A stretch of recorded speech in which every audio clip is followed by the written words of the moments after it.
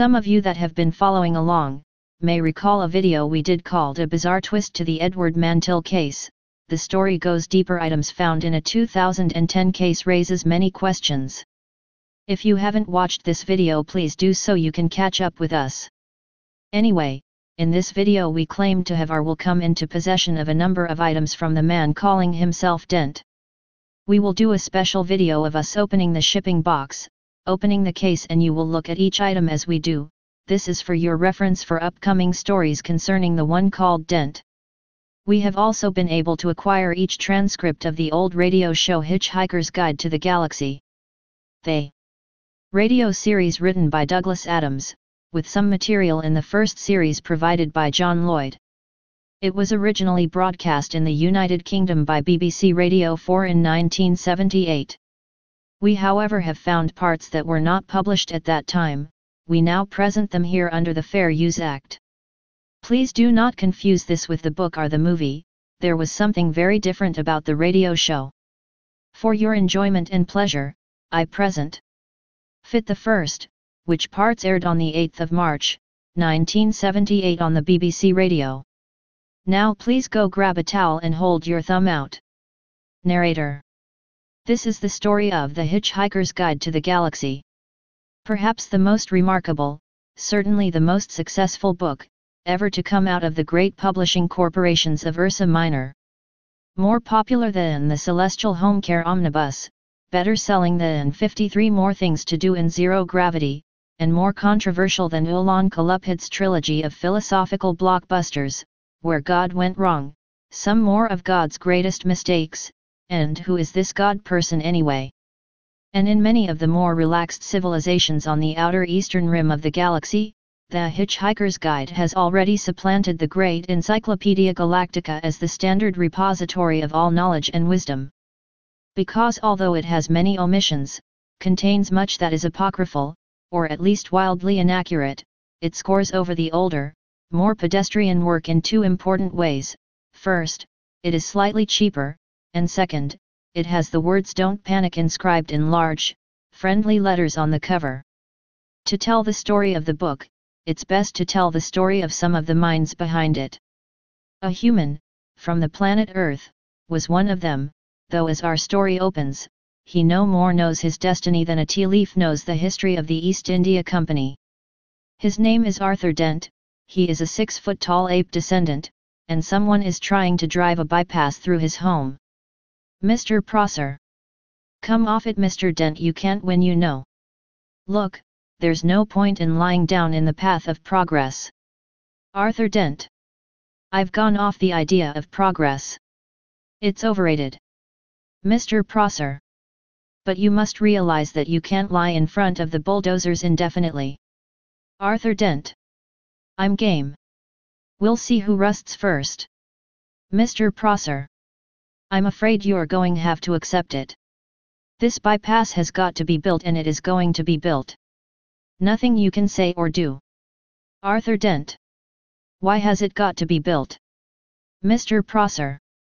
What do you mean, why has it got to be built? It is a bypass.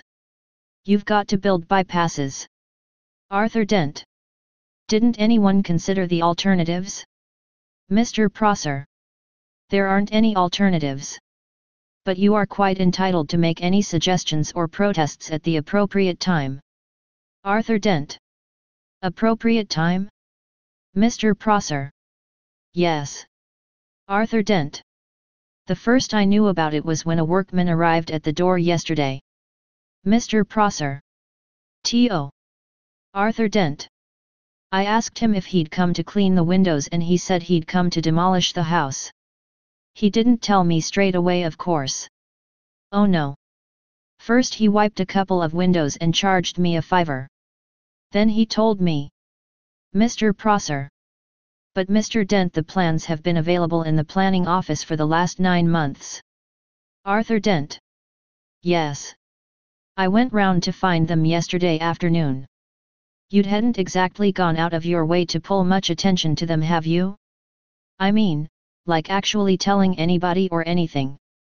Mr. Prosser. The plans were on display. Arthur Dent. Ah. And how many members of the public are in the habit of casually dropping around the local planning office of an evening? Mr. Prosser. Ah. Arthur Dent. It's not exactly a noted social venue, is it? And even if you had popped in on the off chance that some raving bureaucrat wanted to knock your house down, the plans weren't immediately obvious to the eye, were they? Mr. Prosser. That depends where you were looking. Arthur Dent. I eventually had to go down to the cellar. Mr. Prosser. That's the display department. Arthur Dent. With a torch. Mr. Prosser. The lights had probably gone. Arthur Dent.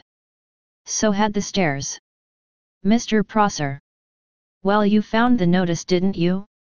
Arthur Dent. Yes. It was on display in the bottom of a locked filing cabinet, stuck in a disused lavatory with a sign on the door saying "Beware of the leopard." Ever thought of going into advertising? Mr. Prosser. It's not as if it is a particularly nice house anyway. Arthur Dent. I happen rather to like it. Mr. Prosser. Mr. Dent. Arthur Dent. Yes. Hello. Mr. Prosser. Have you any idea how much damage that bulldozer would suffer if I just let it roll straight over you? Arthur Dent. How much? Mr. Prosser. None at all. Narrator. By a strange coincidence, none at all is exactly how much suspicion the ape descendant Arthur Dent had that one of his closest friends was not descended from an ape, but was, in fact, from a small planet somewhere in the vicinity of Betelgeuse. Arthur Dent's failure to suspect this reflects the care with which his friend blended himself into human society, after a fairly shaky start. When he first arrived 15 years ago, the minimal research he had done had suggested to him that the name Ford Prefect would be nicely inconspicuous. He will enter our story in 35 seconds and say "Hello, Arthur." The ape descendant will greet him in return, but in deference to a million years of evolution, he will not attempt to pick fleas off him. Earthmen are not proud of their ancestors and never invite them round to dinner. Ford Prefect. Hello, Arthur. Arthur Dent. Ford. Hi. How are you? Ford Prefect. Fine. Look, are you busy? Arthur Dent. Well, I've just got this bulldozer to lie in front of, otherwise, no, not especially. Ford Prefect. There's a pub down the road, let's have a drink and we can talk. Arthur Dent. Hey? Don't you understand? Mr. Prosser. Mr. Dent, we're waiting. Arthur Dent. Ford, that man wants to knock my house down. Ford Prefect. Well, he can do it whilst you're anyway, can't he? Arthur Dent. But I don't want him to. Ford Prefect. Well, just ask him to wait till you get back. Arthur Dent. Ford. Ford Prefect. Arthur. Will you please just listen to me? I'm not foolin'. I've got to tell you the most important thing you've ever heard, I've got to tell you now, and I've got to tell you in that pub there. Arthur Dent. Why? Ford Prefect. Because you are going to need a very stiff drink. Now just trust me. Arthur Dent. I'll see what I can do. It had better be good. Arthur Dent. Hello, Mr. Prosser? Mr. Prosser. Yes, Mr. Dent, have you come to your senses yet? Arthur Dent. Well, can we just assume for a moment that I haven't? Mr. Prosser. Well? Arthur Dent. And that I'm going to be staying put here till you go away? Mr. Prosser. So? Arthur Dent. So you're going to be standing around all day doing nothing? Mr. Prosser. Could be. Arthur Dent. Well, if you're resigned to standing around doing nothing all day, you don't actually need me here all the time, do you? Mr. Prosser. No, not, as, such. Arthur Dent. So if you could just take it as read that I'm actually here, I could just slip off to the pub for half an hour. How does that sound? Mr. Prosser. That sounds, well, very reasonable, I think, Mr. Dent. I'm sure we don't actually need you there for the whole time. We can just, hold up our end of the confrontation. Arthur Dent. And if you want to pop off for a bit later on, I can always cover for you in return. Mr. Prosser. Oh, thank you. Yes, well, that'd be fine. Yes. Very kind of you, sir, very kind. Arthur Dent. And of course it goes without saying that you, don't try and knock my house over while I'm away. Mr. Prosser. Oh, what? Good Lord, no, Mr. Dent. Arthur Dent. Do you think we can trust him? Ford Prefect. Myself, I'd trust him to the end of the earth. Arthur Dent. Yes, but how far is that? Ford Prefect. About 12 minutes away. Come on, I need a drink. Narrator. By drink, Ford Prefect meant alcohol. The Encyclopedia Galactica describes alcohol as a colorless, volatile liquid formed by the fermentation of sugars, and also notes its intoxicating effect on certain carbon-based life forms. The Hitchhiker's Guide to the Galaxy also mentions alcohol. It says that the best drink in existence is the Pangalactic Gargle Blaster, the effect of which is like having your brain smashed out by a slice of lemon wrapped round a large gold brick. The guide also tells you on which planets the best Pangalactic Gargle Blasters are mixed, how much you can expect to pay for one, and what voluntary organizations exist to help you rehabilitate. Ford Prefect. 6 pints of bitter and quickly, please. The world's about to end. Barman. Oh yes, sir, nice weather for it. Going to watch the match this afternoon? Ford Prefect. No point. Barman. Foregone conclusion, you reckon, sir? Arsenal without a chance? Ford Prefect. No, it's just that the world's going to end. Barman. Ah yes, you said. Lucky escape for Arsenal if it did. Ford Prefect. No, not really. Barman. There you are, sir, 6 pints. Ford Prefect. Keep the change. Barman. What from a fiver? Thank you, sir. Ford Prefect. You've got 10 minutes left to spend it. Arthur Dent. Ford, would you please tell me what the hell is going on? Ford Prefect. Drink up, you've got 3 pints to get through. Arthur Dent. 3? At lunchtime? Ford Prefect. Time is an illusion, lunchtime doubly so. Arthur Dent. Very deep. You should send that into the Reader's Digest. They've got a page for people like you. Ford Prefect. Drink up. Arthur Dent. Why 3 pints? Ford Prefect. Muscle relaxants. You'll need it. Arthur Dent. Did I do something wrong today, or has the world always been like this and I've been too wrapped up in myself to notice? Ford Prefect. All right, I'll try to explain. How long have we known each other, Arthur? Arthur Dent. 5 years, maybe 6. Most of it seemed to make some kind of sense at the time. Ford Prefect. All right, how would you react if I said that I'm not from Guildford after all, but from a small planet somewhere in the vicinity of Betelgeuse? Arthur Dent. I don't know. Why, do you think it's the sort of thing you are likely to say? Ford Prefect. Drink up, the world's about to end. Arthur Dent. Oh. This must be Thursday. I never could get the hang of Thursday. Narrator. On this particular Thursday something was moving through the ionosphere miles above the surface of the planet, but few people on the surface of the planet were aware of it. One of the 6,000 million people who hadn't glanced into the ionosphere recently was called Lady Cynthia Fitzmilton. She was, at that moment, standing in front of Arthur Dent's house in Coddington. Many of those listening to her speech would probably have experienced great satisfaction to know that in 4 minutes' time she would evaporate into a whiff of hydrogen, ozone, and carbon monoxide.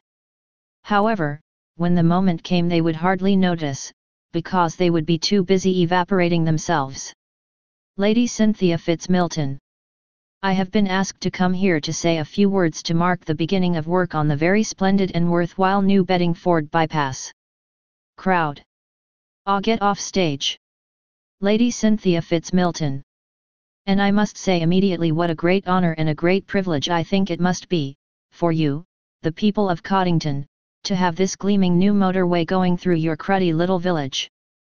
I'm sorry, your little country village of cruddy Coddington.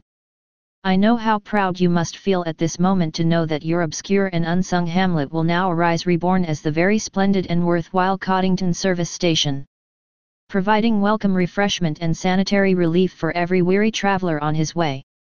Crowd. Why don't you push off, you curt-face old bag? What about our bloody homes? Lady Cynthia Fitzmilton. And for myself it gives me great pleasure to take this bottle of very splendid and worthwhile champagne and break it against the noble prow of this very splendid and worthwhile yellow bulldozer. Crowd. Get off. Get off. Arthur Dent. What's that? Ford Prefect. Don't worry, they haven't started yet. Arthur Dent. Oh good. Ford Prefect. It's probably just your house being knocked down. Arthur Dent. What? Ford Prefect. It hardly makes any difference at this stage. Arthur Dent. My God, it is. What the hell are they doing? We had an agreement. Ford Prefect. Let 'em have their fun. Arthur Dent. Damn you and your fairy stories, they're smashing up my home. Arthur runs out to save his house, you half-crazed Visigoths. Stop. Ford Prefect. Arthur. Come back, it's pointless. Hell, I better go after him. Barman, quickly, can you just give me 4 packets of peanuts? Barman. Certainly, sir. There you are, 28 pence. Ford Prefect. Keep the change. Barman. Are you serious, sir? I mean, do you really think the world's going to end this afternoon? Ford Prefect. Yes. In just over 1 minute and 35 seconds. Barman. Well, isn't there anything we can do? Ford Prefect. No, nothing. Barman. Well, I always thought we were meant to lie down and put a paper bag over our head or something. Ford Prefect. If you'd like, yes. Barman. Well, will that help? Ford Prefect. No. Excuse me, I've got to find my friend. Barman. Very well then. Last orders, please.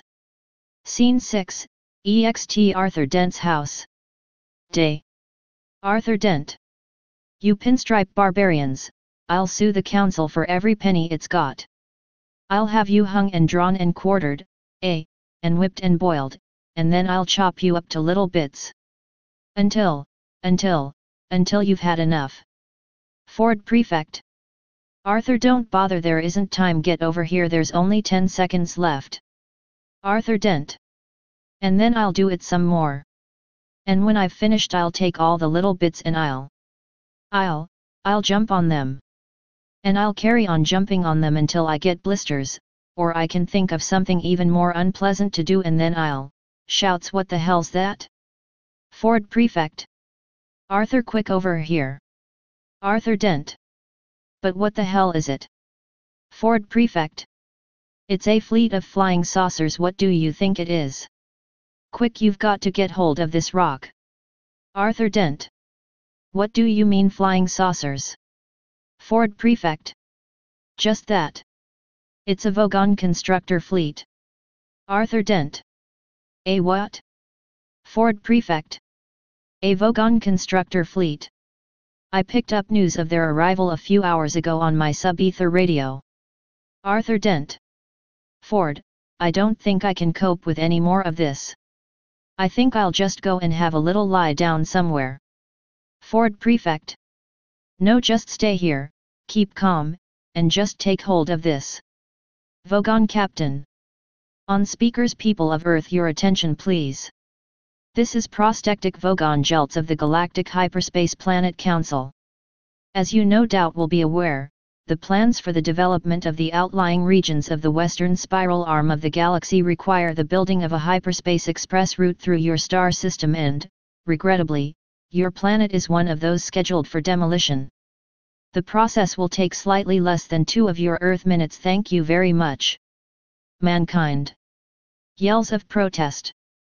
Vogon Captain. There's no point in acting all surprised about it.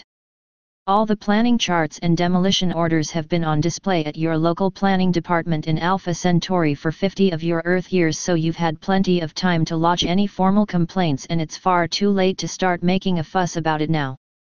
Mankind. Louder yells of protest. Vogon Captain.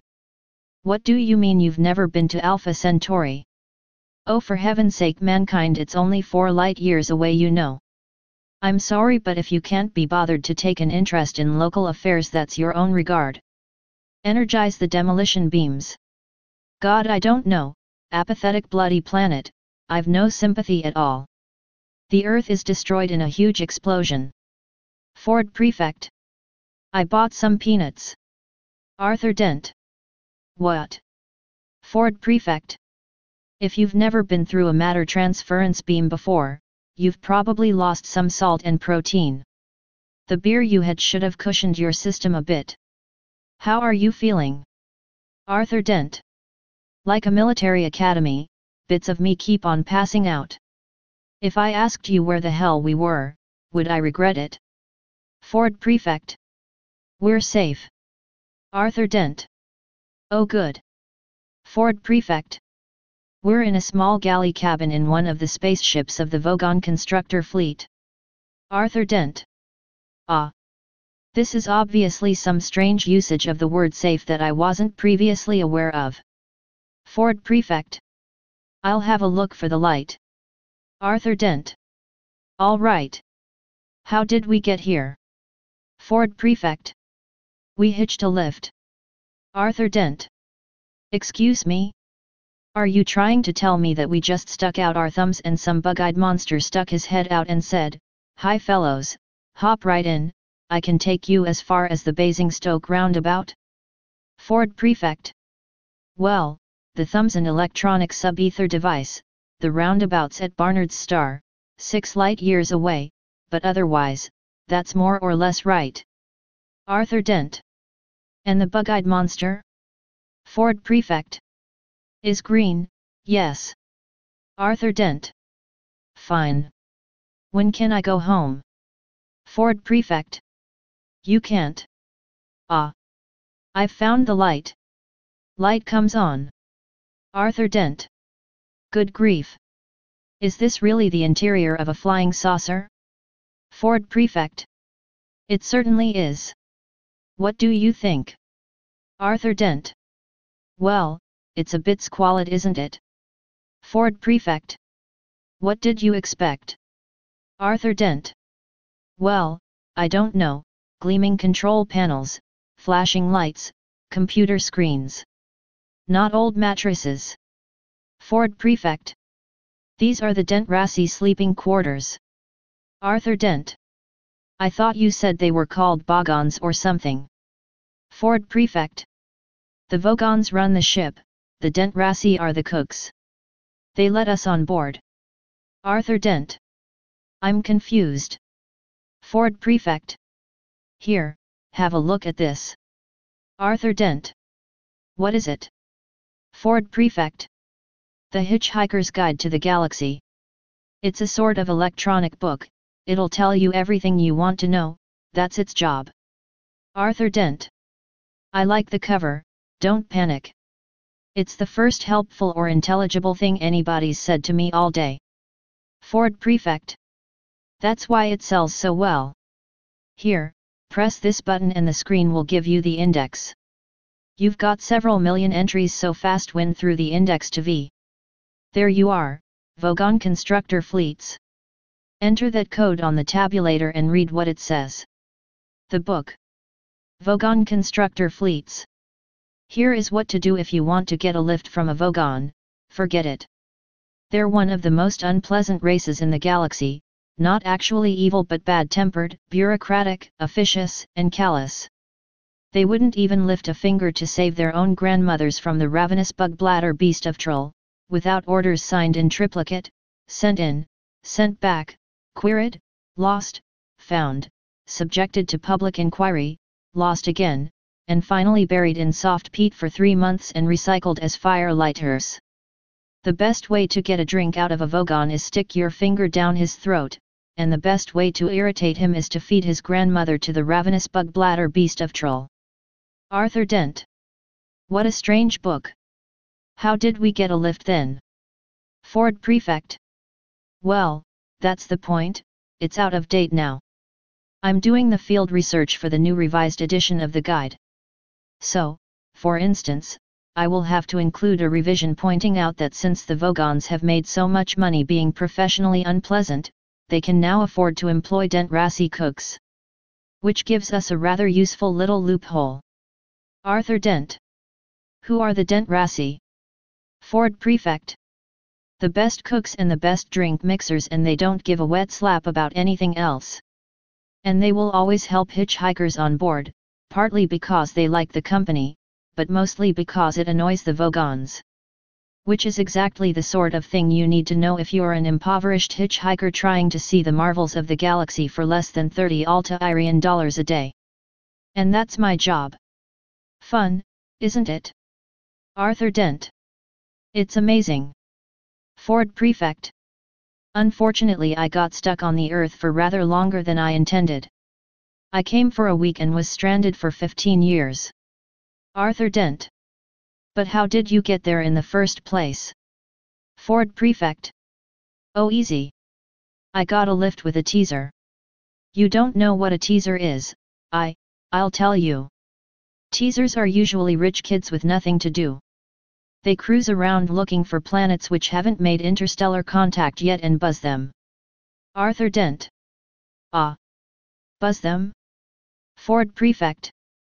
Yet. They find some isolated spot with very few people around, then land right by some poor unsuspecting soul, who no one's ever going to believe, and then strut up and down in front of 'em wearing silly antennae on their head and making beep, beep noises. Hey, rather childish really. Arthur Dent. Heh. Ford the First. Don't know if this sounds like a silly question, but what am I doing here? Ford Prefect. Well, you know that. I rescued you from the Earth. Arthur Dent. And what has happened to the Earth? Ford Prefect. It's been disintegrated. Arthur Dent. Has it? Ford Prefect. Yes. It just boiled away into space. Arthur Dent. Look, I'm a bit upset about that. Ford Prefect. Yes, I can understand. Arthur Dent. So, what do I do? Ford Prefect. You come along with me and enjoy yourself. You'll need to have this fish in your ear. Arthur Dent. I beg your pardon. Vogon Captain. Alien gibberish. Arthur Dent.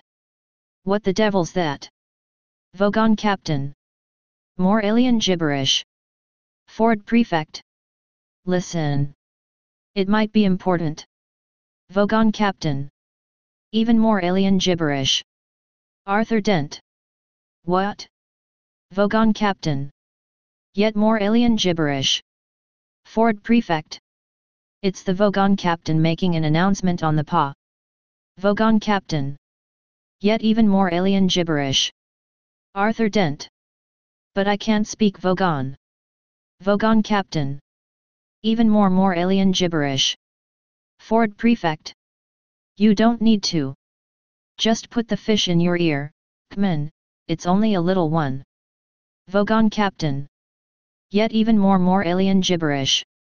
With a slurping noise, the babel fish slides into Arthur's ear. Arthur Dent. Yug. Vogon Captain. Alien gibberish, should have a good time. Message repeat. This is your captain speaking, so shout stop whatever you're doing and pay attention. First of all, I see from our instruments that we have a couple of hitchhikers aboard our ship. Hello wherever you are. I just want to make it totally clear that you are not at all welcome. I worked hard to get where I am today, and I didn't become captain of a Vogon constructor ship simply so that I could turn it into a taxi service for degenerate freeloaders. I have sent out a search party. As soon as they find you, I will put you off the ship. If you're very lucky, I might read you some of my poetry first. Secondly, we are about to jump into hyperspace for the journey to Barnard Star. On arrival we will stay in dock for a 72-hour refit and no one's to leave the ship during that time. I repeat, all planet leave is cancelled. I've just had an unhappy love affair. So I don't see why anyone else should have a good time. Message ends. Arthur Dent. Charming, these Vogons. I wish I had a daughter so I could forbid her to marry one. Ford Prefect. You wouldn't need to, they've got as much sex appeal as a road accident. And you better be prepared for the jump into hyperspace, it's unpleasantly like being drunk. Arthur Dent. Well, what's so unpleasant about being drunk? Ford Prefect. You ask a glass of water. Arthur Dent. Ford Prefect. Yes? Arthur Dent. What's this fish doing in my ear? Ford Prefect. Translating for you. Look under babelfish in the book. Whooshing noise. Arthur Dent. What's happening? Whooshing noise. Ford Prefect. We're going into hyperspace. Whooshing noise. Arthur Dent. EUFH. I'll never be cruel to a gin and tonic again. The book. The babelfish is small, yellow, leech-like, and probably the oddest thing in the universe. It feeds on brainwave energy, absorbing all unconscious frequencies and then excreting, telepathically, a matrix formed from the conscious frequencies and nerve signals picked up from the speech centers of the brain.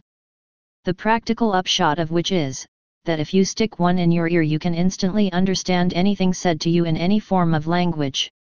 The speech you hear decodes the brainwave matrix.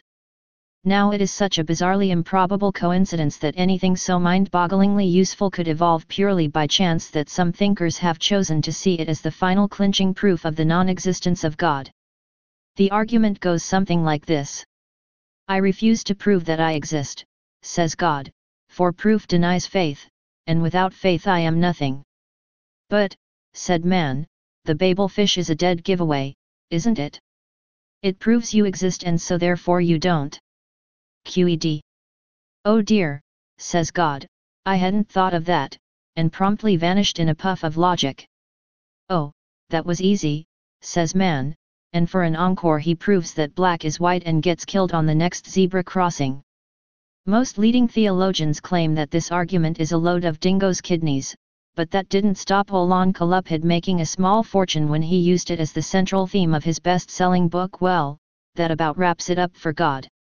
Meanwhile, the poor babelfish, by effectively removing all barriers to communication between different cultures and races, has caused more and bloodier wars than anything else in the history of creation. Arthur Dent. What an extraordinary book. Ford Prefect. Help me write the new edition. Arthur Dent. No, I want to go back to Earth again, I'm afraid, or its nearest equivalent. Ford Prefect. You're turning down 100 billion new worlds to explore. Arthur Dent. Did you get much useful material on Earth? Ford Prefect. I was able to extend the entry, yes. Arthur Dent. Well, let's see what it says in this edition then. Ford Prefect. Okay. Arthur Dent. Let's see, Earth. Tap out the code. He taps buttons, and guide gives a bing. Arthur Dent. There's the page. Wah, it doesn't seem to have an entry. Ford Prefect. Yes it does, see, right at the bottom of the screen, just under eccentric Galumbits, the triple-breasted whore of Eroticon 6. Arthur Dent. What there? Oh yes. Harmless. Harmless? Is that all it's got to say? One word. Harmless? What the hell's that supposed to mean? Ford Prefect. Well, there are 100 billion stars in the galaxy and a limited amount of space in the book. And no one knew much about the Earth, of course. Arthur Dent. Well, I hope you've managed to rectify that a little. Ford Prefect. Yes. I transmitted a new entry off to the editor. He had to trim it a bit, but it's still an improvement. Arthur Dent. What does it say now? Ford Prefect. Mostly harmless. Arthur Dent. Yells mostly harmless. Ford Prefect. Well, that's the way it is. We're on a different scale now. Arthur Dent. Okay Ford, I'm with you. I'm bloody well coming with you. Where are we now? Ford Prefect. Not far from Barnard's Star, it's a beautiful place, and a sort of hyperspace juncture. You can get virtually anywhere from there. Footsteps approaching. Ford Prefect. That is, assuming that we actually get there. Footsteps get nearer, door opens. Arthur Dent. What's that? Ford Prefect. Well, if we're lucky it's just the Vogons come to throw us into space. Arthur Dent. And if we're unlucky? Ford Prefect. If we're unlucky the captain might want to read us some of his poetry first. Narrator. Vogon poetry is, of course, the third worst in the universe. The second worst is that of the Azgoths of Krya. During a recitation by their poet master, Grundos the Flatulent, of his poem Ode to a Small Lump of Green Putty I found in my armpit one midsummer morning, 4 of his audience died of internal hemorrhaging, and the president of the Midgalactic Arts Nobbling Council survived by gnawing one of his own legs off. Grundos was reported to have been disappointed by the poem's reception, and was about to embark on a reading of his 12-book epic entitled My Favorite Bath Time Gurgles, when his own major intestine, in a desperate attempt to save humanity, leapt straight up through his neck, and throttled his brain. The very worst poetry of all perished along with its creator, Paula Nancy Millstone Jennings of Greenbridge, in the destruction of the planet Earth. Vogon poetry is mild by comparison, and when the Vogon captain began to read, it provoked this reaction from Ford Prefect. Ford Prefect. Screams. The book. And this from Arthur Dent. Arthur Dent. Horrible screams. Vogon captain. Oh freddled grunt bugly. Arthur Dent. Blood-curdling screams. Ford Prefect. Awful screams. Vogon captain. Thy micturations are to me, as purtled gabble blotchets and lurgid be. Arthur Dent. Ghastly screams. Ford Prefect. Suffering screams. Vogon captain. Group, I implore thee, my foonting tulling dromes. Arthur Dent. Dreadful screams. Ford Prefect. Agonized screams. Vogon captain. And hoopshiously drangle me with crinkly bindle urdles, for I will rend thee in the gobber warts with my blurgle cruncheon, see if I don't. Arthur Dent. Terrible screams. Ford Prefect. Horrendous screams. Arthur Dent. Ack. Ah. Ford Prefect. Ah. Ack. Vogon captain. So, Earthlings, I present you with a simple choice. I was going to throw you straight out into the empty blackness of space to die horribly and slowly, but there is one way, one simple way, in which you may save yourselves. Now think very carefully, for you hold your very lives in your hands. Now choose, either die in the vacuum of space, or dramatic chord, then several not so dramatic chords. Vogon captain. Tell me how good you thought my poem was. Narrator. Will our heroes survive this terrible ordeal? Can they win through with their integrity unscathed? Can they escape without completely compromising their honor and artistic judgment? Tune in next week for the next exciting installment of The Hitchhiker's Guide to the Galaxy. Announcer. In that episode of The Hitchhiker's Guide to the Galaxy, Peter Jones starred as the book, Simon Jones was Arthur Dent, and Geoffrey McGivern, Ford Prefect. Bill Wallace was Prosser and the Vogon Captain, with Jill Kendall as Lady Cynthia Fitzmilton and David Goodison as the barman. The program was written by Douglas Adams and produced by Simon Brett with the assistance of Paddy Kingsland at the Radiophonic Workshop, and a small, furry creature from the Crab Nebula.